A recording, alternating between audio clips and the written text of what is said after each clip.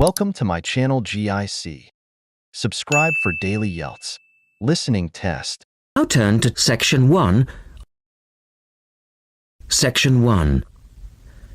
A man wants to find out about taking part in a dragon boat race. Listen to the conversation between the man and the woman and answer the questions. First, you have some time to look at questions 1 to 5.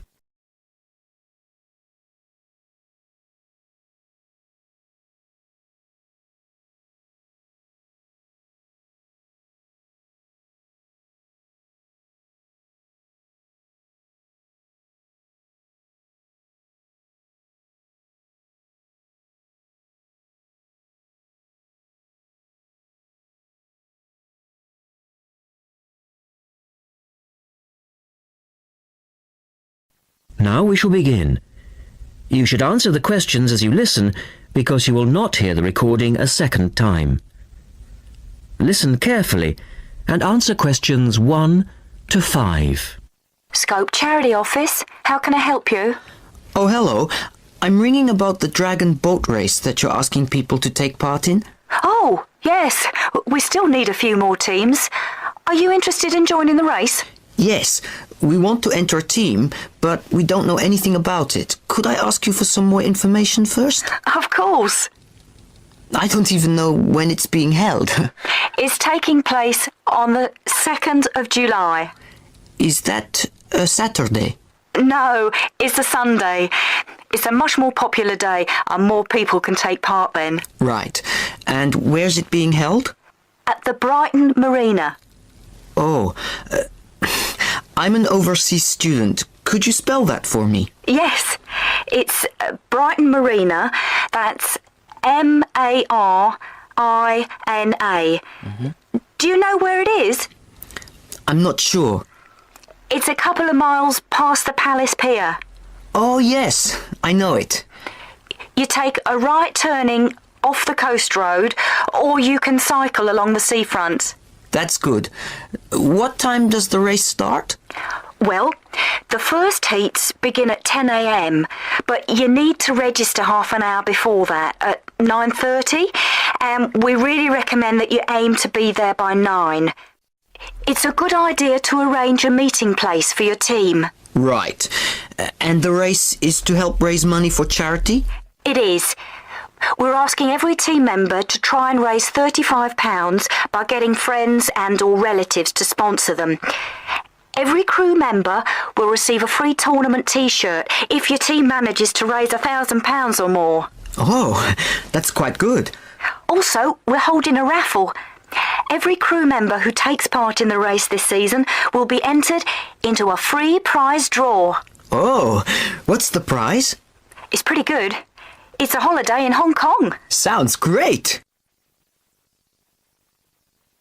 The man asks for more information. Look at questions 6 to 10.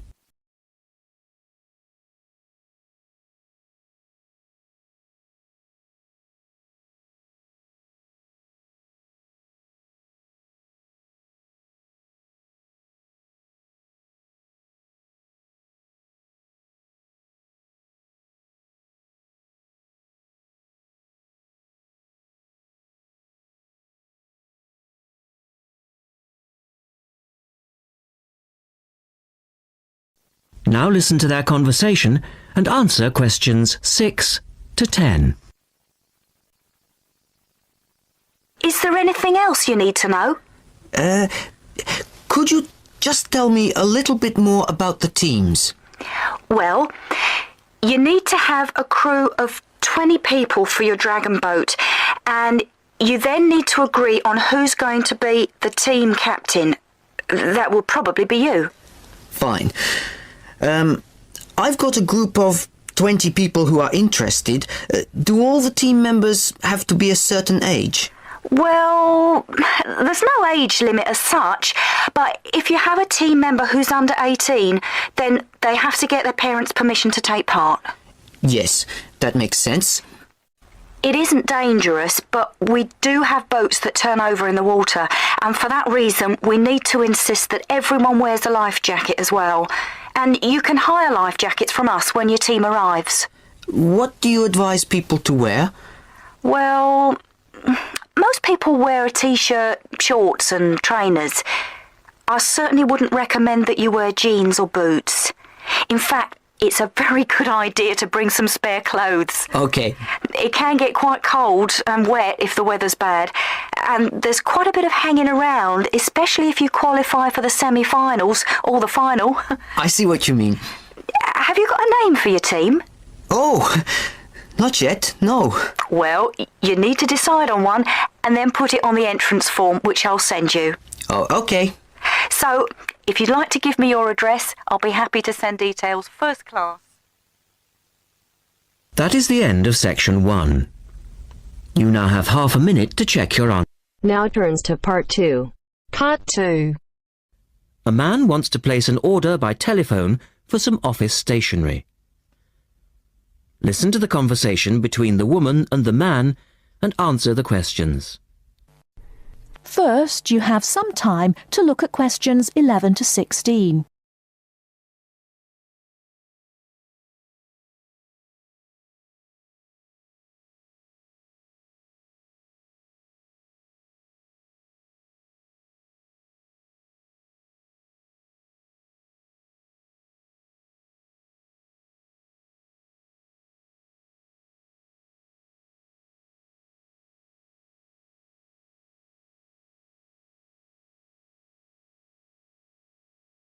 Now, listen carefully and answer questions 11 to 16.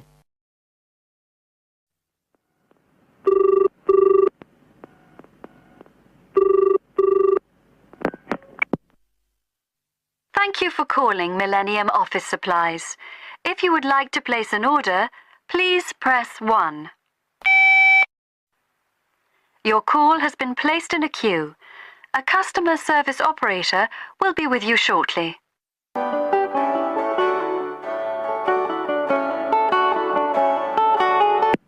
Gina speaking. How can I help you? Oh, hello. I'd like to order some stationery, please. And who am I speaking to? John Carter. Right. Can I just confirm your account number and the name of your company, John? Sure. The account number is 692411. 692411. Right. And you're from Rainbow Computers? No, the company is Rainbow Communications. Oh, okay. I'll just fix that on the system. Communications. And what would you like to order, John? Envelopes. We need a box of A4, that is, normal size envelopes. White, yellow or manila? We'll have the plain white, please, but the ones with the little windows. Okay. One box, A4, white. Just the one box, was it? On second thoughts, make that 2 boxes. We go through heaps of envelopes. As a matter of interest, are they made from recycled paper? No, you can't get white recycled paper. The recycled ones are grey, and they're more expensive, actually. Right, we'll stick to white then. Something else, John? Yes, we need some coloured photocopy paper. What colours do you have? We've got purple, light blue, blue, light green, whatever you want, pretty much. There are 500 sheets to the pack. Right, let's see. We're going to need a lot of blue paper for our new price lists, so can you give us 10 packs, please? Make sure it's the light blue, though. 10 packs of the light blue. The woman asks the man if he needs anything else. Before you hear the rest of the talk, you have some time to look at questions 17 to 20.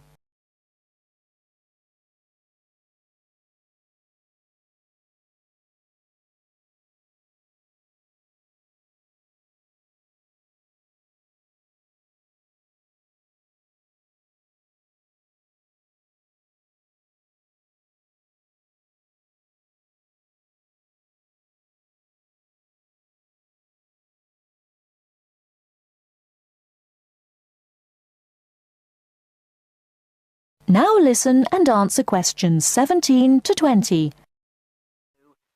Anything else that we can help you with? Let me think. What else do we need? I'm sure there was something else. Pens, paper clips, fax paper, computer supplies, office furniture. Oh yes, we need floppy disks. Do you have those nice coloured ones? Yes, but they're a bit more expensive than the black ones. Oh, that's all right. I'm not paying anyway. Right. Floppy disks. And what about diaries for next year? We've got them in stock already, and it's a good idea to order early. No, I think we're all right for diaries. But something we do need is one of those big wall calendars. You know, one that shows the whole year at a glance. Do you stock those? We certainly do. OK, can you include a wall calendar then, with the other stuff? Just make sure it's got the whole year on the one side. Sure. And do you have a copy of our new catalogue? No, I don't, but could you send one? Yes, I'll pop one in with the order. You'll find it a lot easier to remember what you need if you have our catalogue in front of you next time. Yes, good idea. And when can you deliver this? Should be with you tomorrow morning. Can you make sure that it's not after 11:30 a.m? Because I have to go out at 12. There's only myself here on Fridays. Fine. I'll make a note on the delivery docket that they should deliver before 11:30. Thanks very much. Thanks. That is the end of part 2. You now have half a minute to check your answers. Now turn to Section 3. Section 3. In this section, you will hear a discussion between 3 people in a university tutorial.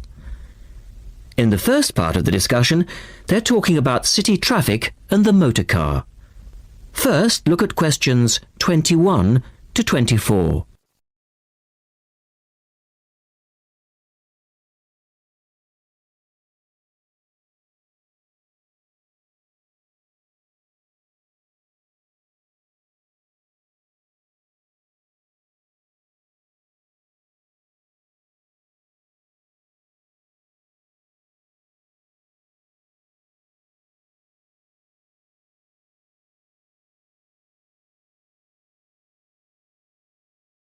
Now listen to the first part of the discussion and answer questions 21 to 24. We're very pleased to welcome Professor Isaac Nebworth to our tutorial group today. And he's come to share one of his pet passions with us, city traffic and our Western dependence on the motor car. I believe questions are quite welcome throughout. Thank you. Well, I know you're all very familiar with the superhighway here in Melbourne. But do superhighways automatically lead to super wealth, as our politicians would have us believe? I think not. Can you give us an example of what you mean exactly? Sure. Well, by continuing to encourage this dependence on the motor car, we simply create more congestion and more urban sprawl. And you can see that here in Melbourne, right under your nose. Excuse me, I would just like to say that I feel the sprawl is part of the city. The freeways mean people can enjoy the benefits of living away from the centre on larger blocks with gardens, but still be able to drive back into the city centre for work or entertainment. Well, I'm not convinced that people want to do that. And is our money being well spent? It may be okay for you now, but come back to me in 5 years' time. Let's take CityLink, for example, the new freeway here in Melbourne. Well, I use the freeway all the time. I think it's great. Ah, yes, but it cost $2 billion to build, and you could have gotten 10 times the value by putting the money into public transport. If you give the automobile road space, it will fill that space, and you'll soon find you'll be crawling along your CityLink. But surely you cannot simply blame the car. Some of the blame must rest with governments and city planners. Well, there is an argument, surely, that building good roads is actually beneficial because most new cars these days are highly efficient. They use far less petrol than in the past, and emissions of dangerous gases are low.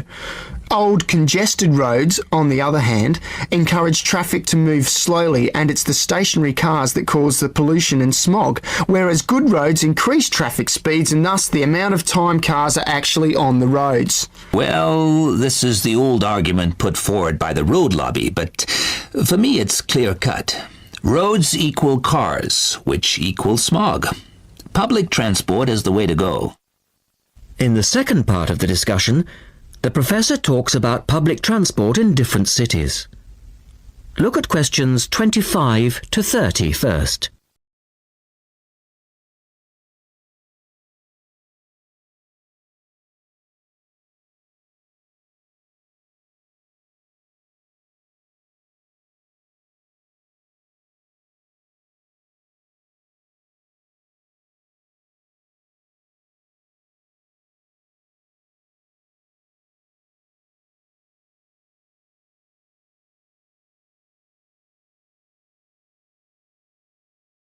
As you listen to the discussion, answer questions 25 to 30.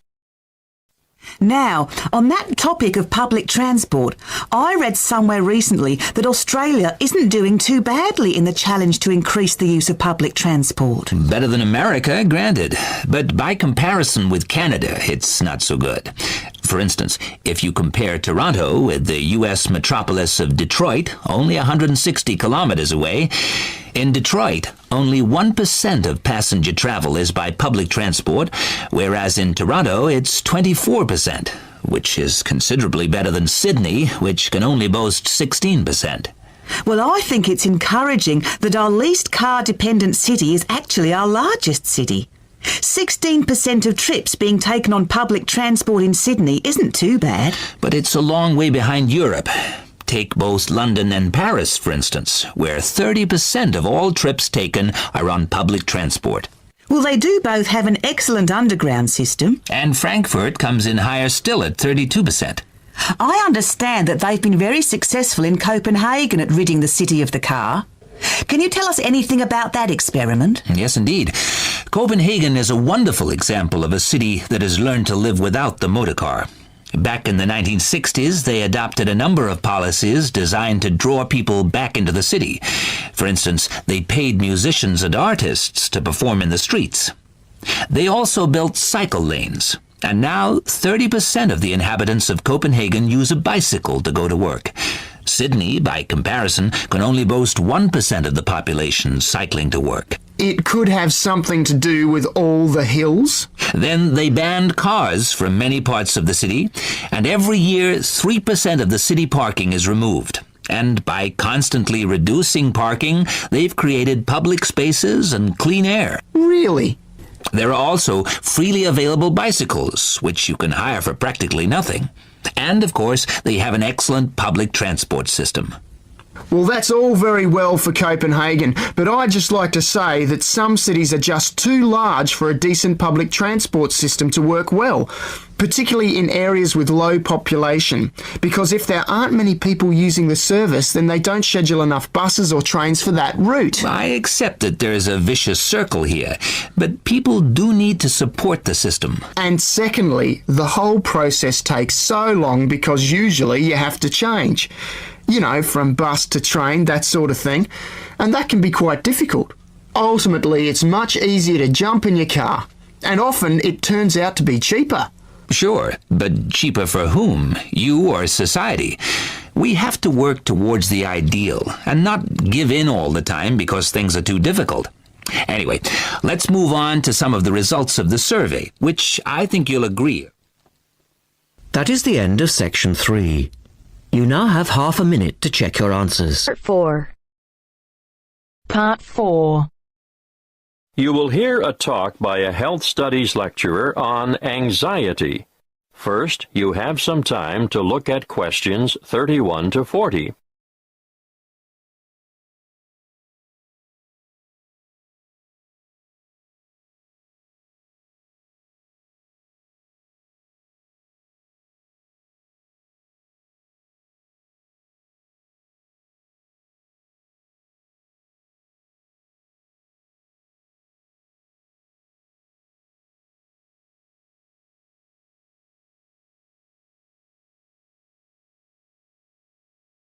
Listen carefully and answer questions 31 to 40.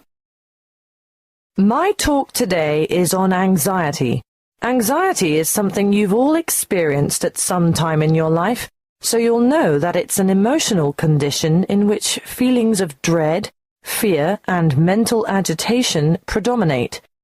However, what we call an anxiety state or anxiety neurosis or phobic state, they all mean the same thing, is characterized by anxiety reactions far greater than those normally expected for the circumstances, and these reactions may be severe and prolonged. This is the most common form of neurosis in westernized countries.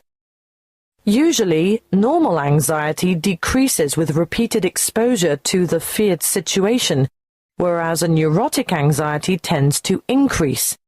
Gradually, the person is inclined to avoid the feared situation and views it with increasing dread. Sometimes there may be an inherited tendency for this, but usually environmental issues are more important.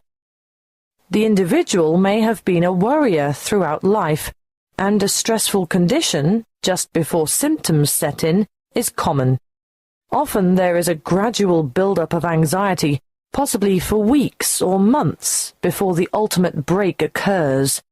The precipitating cause is usually one of great significance to the patient, often related to personal events, such as bereavement, a breakup, threats to career, health, or personal integrity. What are the symptoms of phobia? Well, phobic states often develop into severe, crippling challenges that can be very difficult to overcome. The person develops a fear of certain situations. It's not uncommon to have one or more of these present at the same time. I'm going to name some frequent phobias and give you a description of their symptoms. Let's start with agoraphobia, which is when the person has an intense anxiety about venturing outside the safety of the normal home surroundings. It may be impossible for this person to ever go out alone. Their fear of public or open spaces is completely irrational, and they often end up leading very secluded lives. Claustrophobia, on the other hand, is a morbid fear of closed-in areas or places. If you see me taking the stairs instead of the lift, think about it. Am I trying to get more exercise, or am I trying to avoid the confined interior of the lift? And I'm sure you all know people who are afraid of flying. Sometimes it's the fear of being enclosed in the aeroplane itself, and you can imagine how the cramped confines of airline toilets are really bad news for these sufferers. Now I'll move on to discuss social phobia, which, believe it or not, is more common in men. It's an acute anxiety that develops when they are in the presence of others. They feel self-conscious, apprehensive, and embarrassed. If attention, real or imagined, is focused on the sufferer, he becomes uneasy and may blush, stammer, or stutter. Some sufferers even develop tremors, shaking or trembling movements of a part or parts of the body. Or another very common sign of their extreme discomfort is that they perspire profusely on their palms, under their arms, or on their feet. That brings me to the last one that I want to mention today, and that is single phobia. And no, it's not a fear of lifelong bachelorhood. This one is actually precipitated by an acute aversion to dogs, cats, spiders. You may have heard of the term arachnophobia. Well, it applies specifically to spiders, but any single thing can basically cause a strong aversion. Snakes, frogs, mice, or rats, for instance. I can assure you the list is unlimited. You name it, and someone is sure to have a phobia about it. Some people are terrified of the dark, for example, and I'm not talking about young children here. You'd be surprised how many adults are afflicted in this way. Well, I see our time is up. Next week I'll go into some of the treatments and therapies for phobias that have been used over the ages, and some of the relatively new drugs that have recently come on the scene. That is the end of part 4. You now have half a minute to check your answers.